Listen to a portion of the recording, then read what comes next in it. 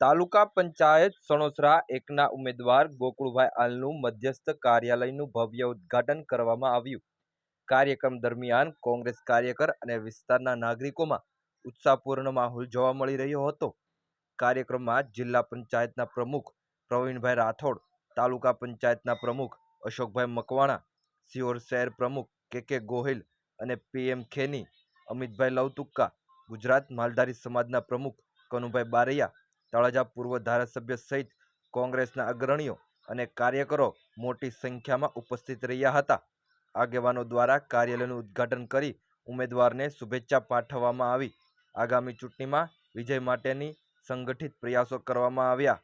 તાલુકા પંચાયતના ઉમેદવાર ગોકુળભાઈ આલ જનતાની સેવા અને વિકાસના સંકલ્પ સાથે મેદાનમાં ઉતર્યા। કોંગ્રેસ પક્ષ વિકાસ, પારદર્શિતા અને જનહિતના મુદ્દાઓ કેન્દ્રમાં રાખી ચૂંટણી લડી રહ્યા છે। કાર્યક્રમ ઉદ્ઘાટન સાથે જ વિસ્તારમાં પ્રચાર અભિયાનને ગતિ મળવા કાર્યકરોમાં નવી ઉર્જા અને આત્મવિશ્વાસનો માહોલ સર્જાયો હતો। સ્થાનિક કાર્યકરો અને નાગરિકો મોટી સંખ્યામાં હાજર રહ્યા હતા। Bureau report, Sanosara. આજે ડીઝલ વાપરવાવાળી વાહનોવાળાની કીટ હતી ને એ પસ્તાય છે આ તો આપણે શું ફાયદો? મોટા મોટી લૂંટ હોય પેટ્રોલ ડીઝલ ખોટો છે। લાઈનમાં ઉભા રહીને આપણે મરી ગયા, લગ્નગાળો હતો, સીઝન હતી, મજૂરોને પૈસા દેવા નહોતા અને બધી 85% નોટ જે હતી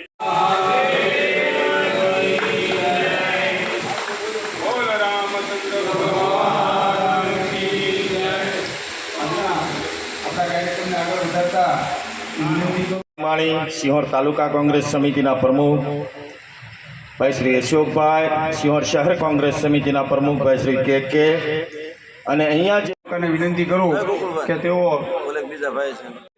કોઈ જાણતા નથી એવું નથી, બધાને બધી ખબર છે કે આ ખોટું બોલે છે, રોજ સિટિંગ કરે છે, દાદાગીરી કરે છે, અને છતાંય પાછો મત દેવાની વાત આવે તો પાછા એમ થઈ હોય એમાં કઈ સમજાતું નથી કેમ મત આપે છે।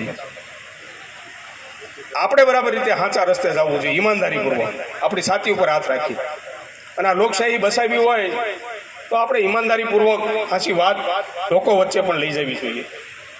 અને ગાંધી અને સરદારના વિચારો સિવાય આ દેશ કોઈ હાલે નહીં। આ ફાંકા ઠોકનારા લોકો 5-15 દી હાલી જાય એની ભક્તિ, ઘણી વખત નથી નકામા માણસો હોય તો એનું હાલી જતું હોય ને આપણે જોઈએ બધા કે હાલે છે એનું એમ, પણ એનું લાંબુ હાલતું નથી। પણ સાચા માણસે એ બરાબર રીતે બજારમાં આવવું જોઈએ, ઈમાનદારીપૂર્વક છાતી ઉપર હાથ મૂકીને। જ્યાં સુધી સાચા માણસો જ્યાં સુધી આ વાત નહીં કરે અને ઘર પકડીને બેસી જાય તો આ લોકશાહી પણ ન હાલે, સાચા માણસો પણ જાહેર જીવનમાં નહીં આવે।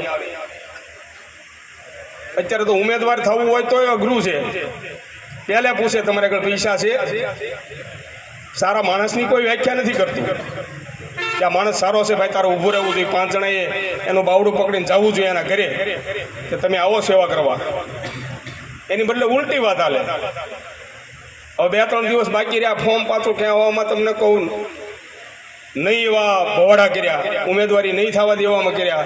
હવે વારો આવ્યો છે આપણો મતદારોનો, કાલથી શરૂ થઈ જાય ક્યાં કેટલો માલ પોગાડવો, ન ખાવાનું ખવડાવવાનું, ન પીવાનું પીવડાવવાનું, પૈસા આપવાની વાત।